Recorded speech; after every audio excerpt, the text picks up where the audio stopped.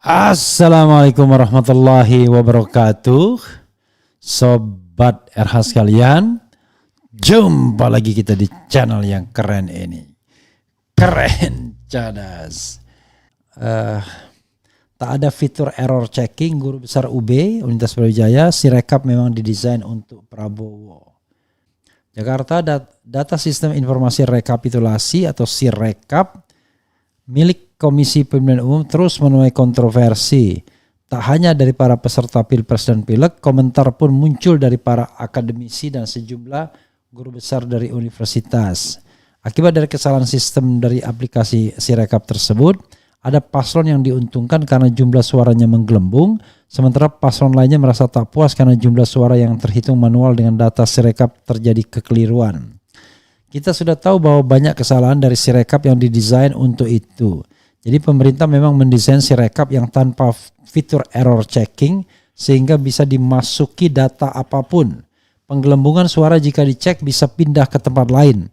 Tadi saya dapat Sirekap yang mendeskripsikan perubahan-perubahan itu ya, kata Guru Besar Hukum Perdata dari Universitas Brawijaya UB, Profesor Dr. Rahmat Syafaat dalam diskusi virtual Forum Guru Besar dan Doktor di channel YouTube Insan Cita. Jadi Sirekap memang didesain untuk Prabowo mesti menggelembung suaranya bahkan lebih dari jatah di masing-masing TPS. Jadi harusnya 306 ya. Nah tapi suara Prabowo 600, 700. Tapi begitu dihapus pindah ke tempat lain. Dihapus pindah ke tempat lain. Nah itu harus bisa dibuktikan secara teknologi, secara akademik, tambah Rahmat. Dia memaparkan bahwa tindakan selanjutnya pun harus dipikirkan dengan matang. Ini terkait pengangkatan kasus tersebut ke tingkat Mahkamah Konstitusi MK. Nanti kalau sudah ada, kita bisa adu di MK saat digugat ke sana atau digugat ke pengawas pemilu. Tetapi saya sudah bilang bahwa ini yang menang pasti Prabowo Gibran. Tapi kemenangan itu kan diikuti chaos. Kenapa? Karena hasilnya tidak bisa diterima. Karena Sirekap didesain untuk itu, kemenangan Prabowo. Meski begitu, ia juga menyebut harus menghitung kekalahan di MK nanti. Pasalnya saat ini tidak ada yang bisa mengalahkan Jokowi sebagai pemegang kekuasaan. Kita harus hitung nanti di MK kita mesti kalah. Di Bawaslu kita mesti kalah, tapi kita harus desain pasca gugatan dari MK dan Bawaslu kita harus melakukan apa yang penting. Tidak ada yang bisa mengalahkan Jokowi saat ini ya, kekuatannya luar biasa. Kalau Jokowi kemarin bilang kan kalau Anda nggak puas silahkan ke Bawaslu. Nggak puas ke Bawaslu bawa ke MK ya enteng-enteng aja, tapi kita bisa hitung siapa MK siapa Bawaslu. Saya yakin di dua tempat itu kita pasti kalah, tegasnya. Menyelesaikan masalah seperti ini disebutkan harus dirancang dengan serius. Dengan dukungan dari berbagai kalangan, Rahmat optimistis bisa berhasil. Kita harus merancang aksi yang serius. Ini memang persoalan serius ya. Kita punya dukungan mahasiswa, guru besar, kemudian purnawirawan, keluarga purnawirawan kemarin sudah menyatakan sikap akan turun ke jalan bersama mahasiswa dan para guru besar, pungkasnya. Makin lama makin terkuak ya Sirekap ini yang dianggap bagian dari instrumen untuk pemenangan paslon tertentu. Nah hanya soalnya adalah sobat era sekalian, kita kalau misalnya kita rely on dengan penghitungan manual itu seperti yang saya katakan ya nggak bisa diandalkan juga untuk mewujudkan pemilu yang jujur dan adil karena suaranya kan berasal dari sebuah proses yang korup, yang tidak adil, yang tidak fair ya, dari mobilisasi resources negara, aparat negara dan lain sebagainya. Jadi memang yang harus kita buktikan adalah kecurangan itu terjadi secara masif dan terstruktur masif dan sistematis atau terstruktur sistematis dan masif ya. Terstruktur sistematis dan masif, dan setelah itu nanti barulah upaya untuk melakukan diskualifikasi kepada Prabowo Gibran. Nah itu baru kita bisa mewujudkan pemilu yang adil kalau seandainya mereka kemudian sudah didiskualifikasi. Jadi 1 dan 3 barangkali tidak perlu lagi kampanye, langsung pemungutan suara ulang, dikasih waktu berapa kek, 1 minggu, 2 minggu, tetapi tidak perlu diulangi dengan kampanye, hanya cukup pemungutan suara ulang. Jadi tidak ada lagi kampanye-kampanye ya. Kemudian ada yang tanya kenapa tidak menggunakan jalur DPR. Nah ya itu juga yang kita harus tanyakan ya. Apakah DPR masih dipercaya atau tidak untuk menyelesaikan hal-hal seperti ini soalnya. Sahabat era sekalian, banyak ya, Agus Maksum juga banyak menyatakan hal seperti ini, bahkan dengan chart dia, ya. Dengan chart dia kemudian bisa menjelaskan bagaimana bekerjanya Sirekap itu untuk menguntungkan calon tertentu. Jadi sudah banyak evidennya ya.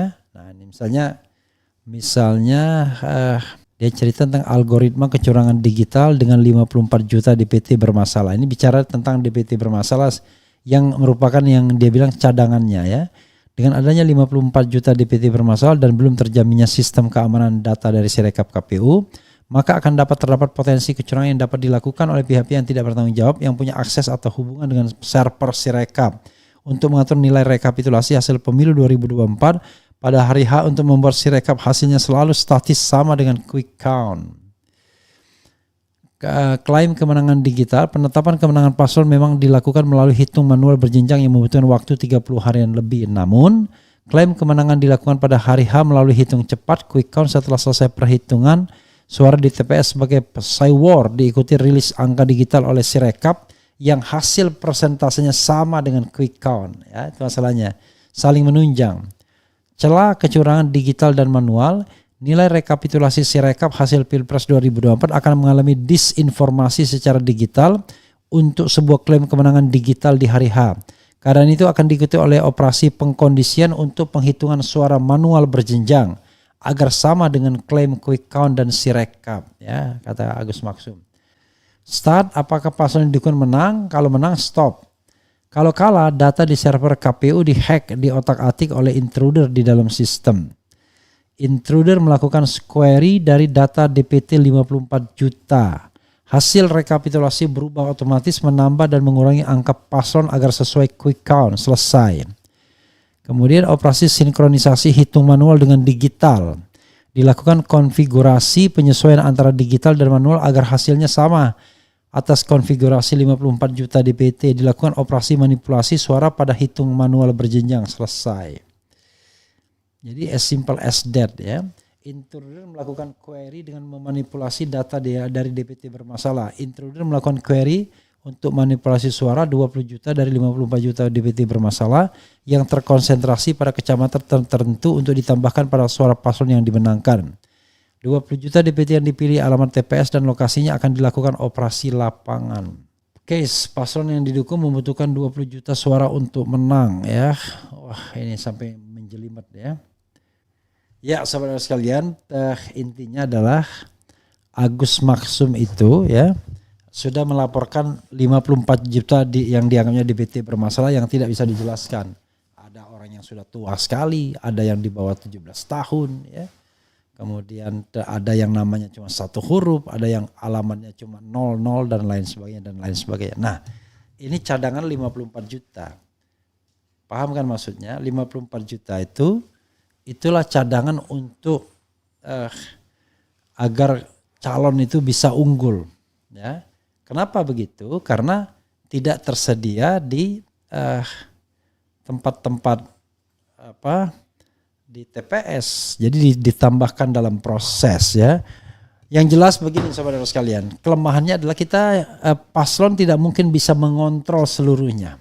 Yang bisa punya hak kontrol itu kan cuma KPU sendiri plus Bawaslu mungkin, tapi KPU yang jelas karena dia pelakunya. Nah, kalau seandainya kemudian pasangan calon dibebankan untuk ikut mengontrol, ya mereka kewajibannya kan sesungguhnya adalah untuk memenangkan pertarungan, mereka harus berkampanye dan lain sebagainya. Ya saudara sekalian, itu saja ya update-nya. Nanti kita akan cari update-update yang lain. Nah, ini dia tempat atau waktunya untuk beristirahat ya. Wassalamualaikum warahmatullahi wabarakatuh. Ciao. Ciao.